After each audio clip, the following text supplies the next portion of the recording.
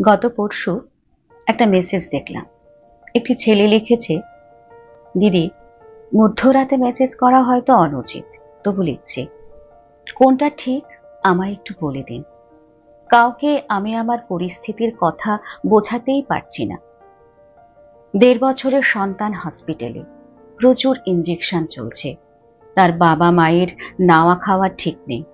প্রচুর খরচ হচ্ছে বলে বাবার রাতের ঘুম উড়ে গেছে। টাকা জোগাড় করতে হবে এই চিন্তায়।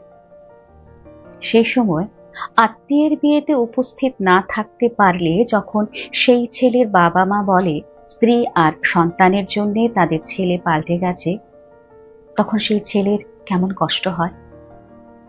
অকারণে যদি আমার স্ত্রীকে দোষারোপ করে আমার বাবা মা, তাহলে কেমন লাগে?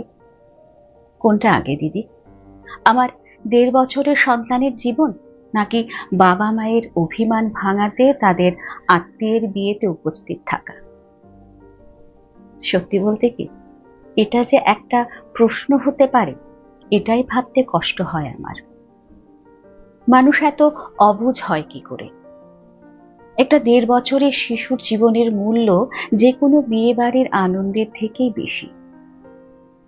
কিছু বাবা মা বোধহয় ভুলে যান তার সন্তানটিও এখন একটি সন্তানের বাবা, তারও দায়িত্ব কর্তব্য আছে।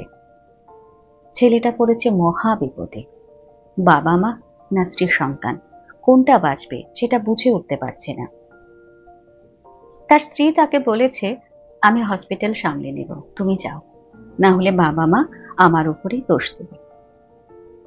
কেন এটা হবে? কেন দুজন বয়স্ক মানুষ কেন এমন সিচুয়েশনের কথা বুঝবেন না?